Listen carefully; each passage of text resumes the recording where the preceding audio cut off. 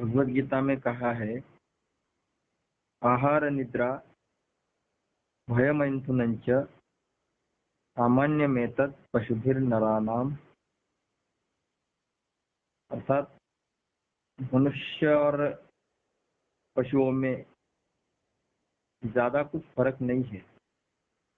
अगर ऐसे देखा जाए तो आहार इंसान भी खाता है, भोजन करता है, पशु भी भोजन करता है। निद्रा की जरूरत इंसान को भी है, पशु को भी है। भय इंसान को भी लगता है, पशु को भी लगता है। पशु से ज्यादा तो इंसान डरा हुआ है।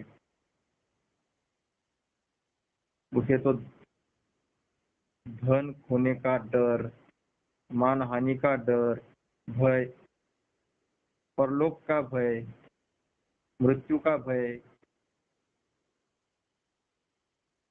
इतने सारे भय लेकर जीता है। तो इंसान को भी भय लगता है, पशु को भी भय लगता है। और मैथुनंच, वो भी परिवार चलाता है, इंसान भी परिवार चलाता है। इसमें और पशु में क्या फर्क? दादाजी कहते हैं कि मनुष्य को भगवान ने ज्यादा बुद्धि दी है। इस बुद्धि का अगर वो सही इस्तेमाल करता है तो वो भगवान का लाडला बन सकता है। मेरा जीवन कौन चलाता है, उस चलाने वाले को वो पहचान सकता है। तो ये फर्क इंसान में और पशु में है कि मनुष्य इंसान भगवान का बन सकता है, भगवान को पहचान सकता है, ये पशु नहीं पहचान सकता। तो इस रास्ते से चलना है, भगवान का बनना है, लाडला बनना है, तो उसे भगवान का काम करना है। अगर ये नहीं करते हैं तो मनुष्य जन्म जो मिला है, 84 लक्ष का फेरा मारने के बाद मनुष्य जन्म मिला है, तो ये व्यर्थ चला जाएगा, साथ में कुछ नहीं आएगा। धनानि भूमो पशवश्य गोष्ठे भार्यागृहद्वारे जनश्मशाने देहश्चित्ताया परलोक मार्गे कर्मानुगोगच्छति जीवैकः। धन जितना भी कमाया है, जितने भी जमीन, बंगला, जो भी प्रॉपर्टी आपने खड़ी की है, तो सब यही रहने वाली है। भार्या गृह द्वारे, जो पत्नी है हमारे मरने के बाद, ये घर के दरवाजे तक आने वाली है। जनक स्मशाने, जिनके लिए हमने भगवान तक को भुला दिया, ऐसे लोग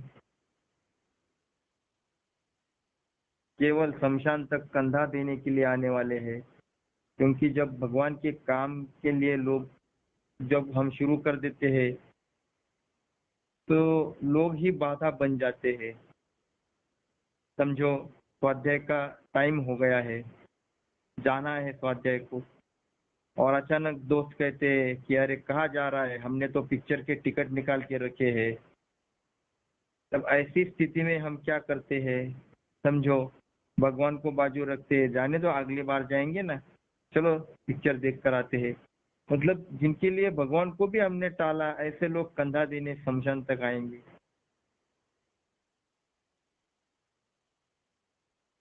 और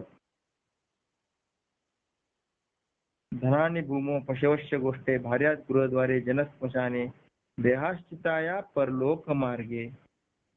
हमारा जो देह है, जिसके लाड़ प्यार के लिए हमने सब कुछ किया, ऐसा देह भी कहाँ तक आने वाला है?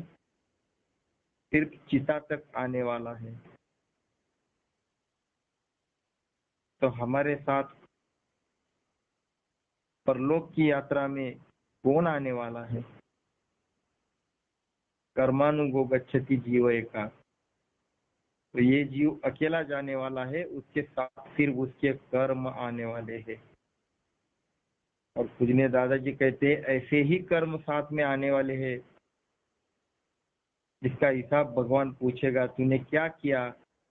तो मैं ऊंची गर्दन करके अगर मैं बता सकता हूँ तो बताओ कि क्या किया? तो भगवान तेरा काम किया, यही बता सकता हूँ।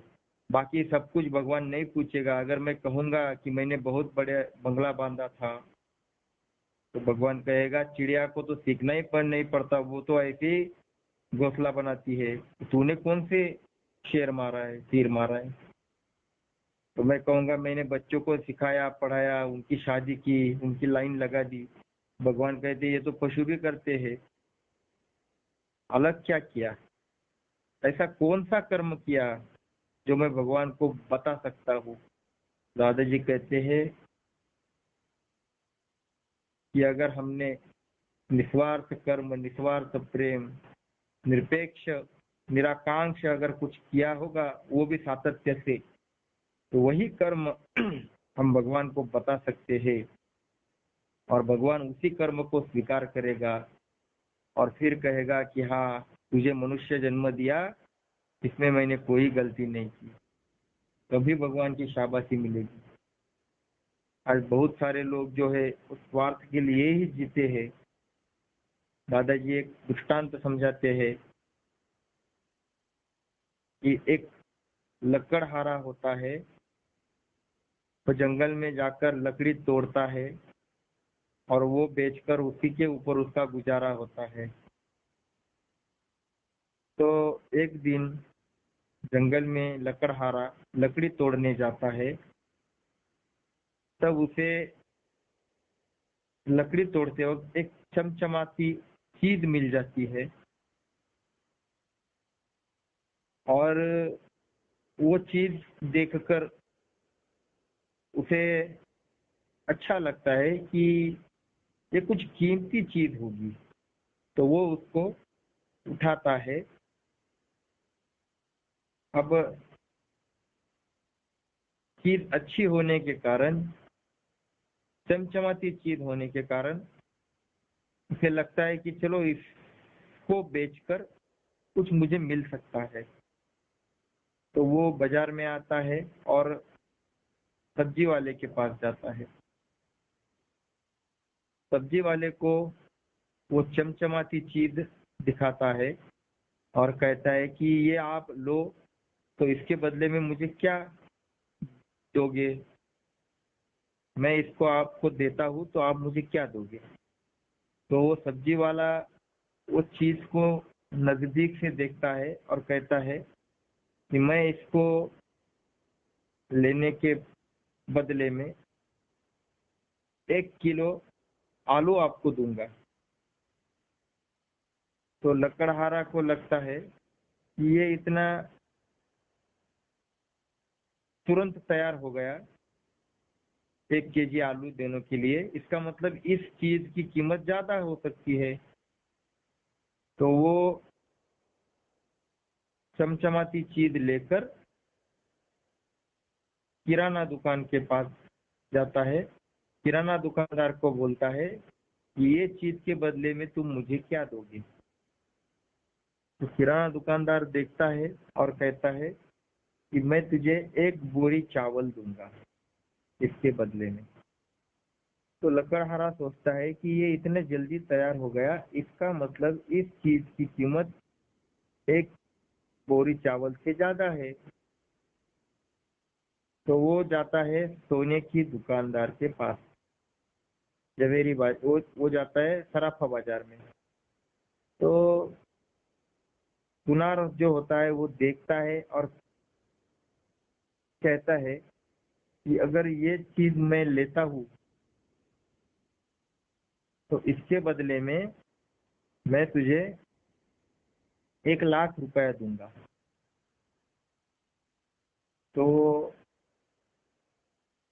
वो चमचमाती चीज होती है हीरा, जो सुनार उसे पहचानता है और 1 लाख रुपए देने की तैयारी दर्शाता है।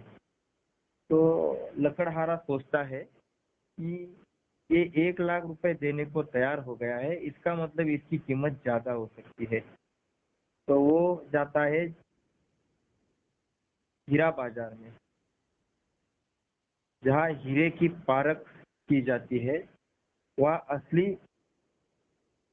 हीरे के हीरा समझने वाले लोग बैठे हुए होते हैं। तो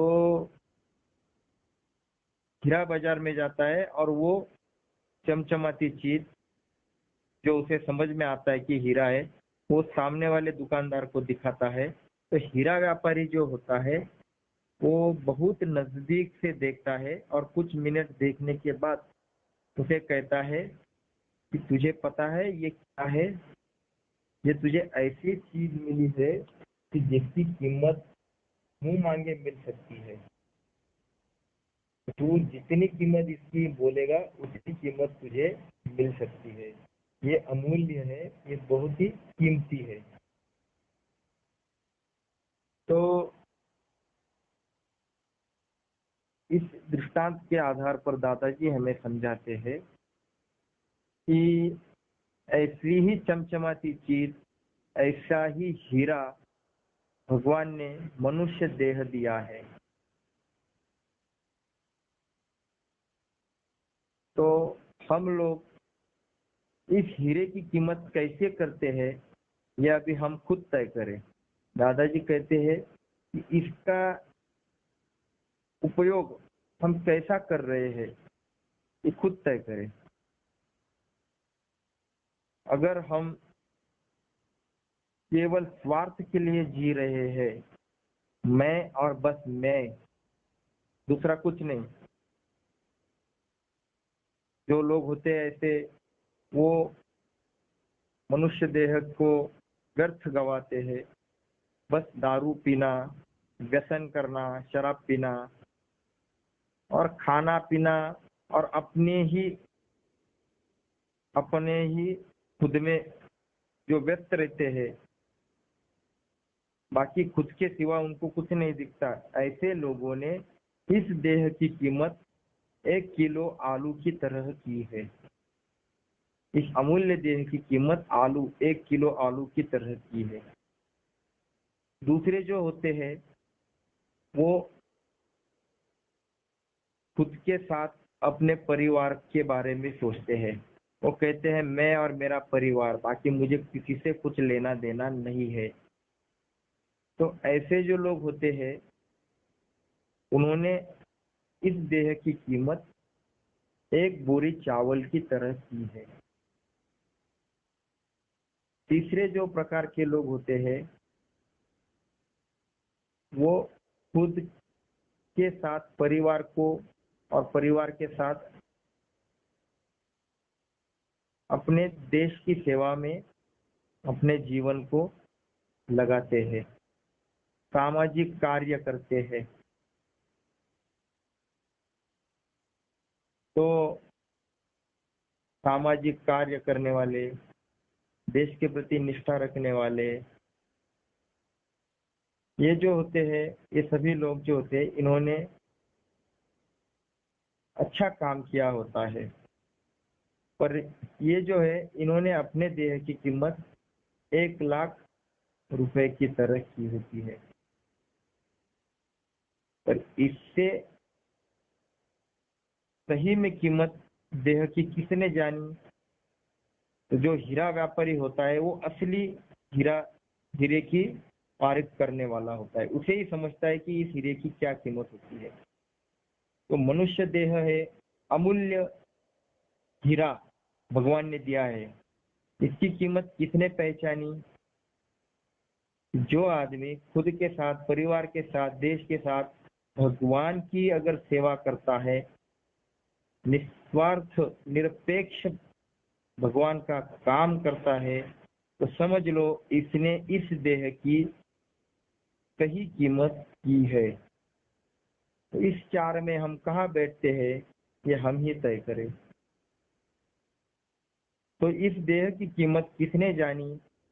तो संत, ऋषि, महात्मा, इन्होंने इसकी कीमत सही तरीके से पहचानी है। पूजनीय दादाजी, जिन्होंने अखिल विश्व में सभी मानव को भगवान का काम निस्वार्थ तरीके से कैसे करना है, निरपेक्ष पद्धति से कैसे जीना है, यह सिखाया। ये जो महापुरुष होते हैं, इन्होंने इस देह की सही कीमत की है। अब इस चार में हम कहाँ बैठते हैं ये हम ही तय करें, क्योंकि यह जन्म दोबारा जल्दी नहीं मिलने वाला है। अभी भी हमारे हाथ में मौका है कि ये देह की कीमत हमें पहचानने में अभी भी वक्त नहीं गया है। हम पहचान सकते हैं कि मुझे किस रास्ते से चलना है। दादाजी के रास्ते से अगर चलते हैं तो समझ लो कि इस देह की हम सही कीमत कर रहे हैं। इस हीरे की सही कीमत हमने पहचानी है। तो हमें भगवान का काम करना है, निस्वार्थ हेतु से काम करना है। कम से कम एक जगह तो ऐसी हमें रखना है कि जहाँ स्वार्थ नहीं आना चाहिए। इसलिए दादाजी कहते हैं, जब आप त्रिकाल संध्या करते हो तो मन में थोड़ा भी स्वार्थ नहीं रखना। जब आप स्वाध्याय केंद्र में बैठते हो तो आप केवल भगवान का शुक्रिया अदा करने के लिए बैठ रहे हो। कुछ भी मत मांगो, कुछ भी मत नहीं चाहिए। इस हेतु से आपको बैठना है। जब आप भाव फेरी करते हो, मतलब दूसरों को भगवान के विचार समझाने जाते हो, तब आपके मन में बिल्कुल स्वार्थ नहीं होना चाहिए। और आप स्वाध्याय के विचार देते हो, इसका मतलब आप अपने जीवन विकास के लिए दूसरों को समझा रहे हो। अपना पाठ पक्का करने के लिए भगवान के विचार दे रहे हो, ना कि आप स्वाध्याय का प्रचार कर रहे हो, ना कि आप प्रसार कर रहे हो। स्वाध्याय को प्रचार और प्रसार करने की जरूरत नहीं है। ये भगवान का कार्य है। भगवान को आवश्यकता है तो वो बराबर बढ़ाएगा। आप केवल जीवन विकास के लिए भगवान के विचार, स्वाध्याय के विचार दूसरों को दो। तो आप निरपेक्षता से दो, मतलब कि उसको अगर स्वाध्याय के विचार समझा रहे हो तो वो स्वाध्याय को आए ना आए, आप अपेक्षा मत रखो। अगर आप अपेक्षा रखते हो कि वो स्वाध्यायी बन जाए तो इसका मतलब आप अपेक्षा रखते हो, इसका मतलब मन में कुछ तो स्वार्थ भरा है। तो वो भी मत रखो, आए ना आए फिर भी आप उसको भगवान का विचार निरपेक्षता से देते हो, तो आप स्वाध्याय के सही रास्ते पर हो। तो मन में बिल्कुल स्वार्थ नहीं चाहिए, निरपेक्षता ही चाहिए। जब जब आप भगवान का काम करते हो, अगर ऐसा मानकर करते हो कि मुझे कुछ भी नहीं चाहिए, तो समझ लो आप सही रास्ते पर हो और आपने इस देह की कीमत सही की है। दादाजी इस दृष्टांत के द्वारा ये समझाने की कोशिश हमें करते हैं कि अपने देह की कीमत पहचानो। फिर से अगर मनुष्य जन्म जल्दी चाहिए तो कर्म ऐसे करो कि भगवान कहे कि इसको मैंने मनुष्य देह देकर कोई गलती नहीं की है, ये पास हो गया है, इसलिए फिर से एक बार मनुष्य देह देने की चेष्टा करता हूँ। तो इसीलिए मनुष्य जन्म भगवान के काम के लिए मिला है। हम अपने संसार की जवाबदारी संभालते हुए अगर भगवान का काम करते हैं तो समझ लो हमने सही तरीके से इस देह की कीमत की है। तो आज हम यह दृष्टांत सुनकर, दादाजी के विचार सुनकर आज यहीं पर हम रोक देते हैं। अगर कुछ है मन में तो हम बात कर सकते हैं, पूछ सकते हैं।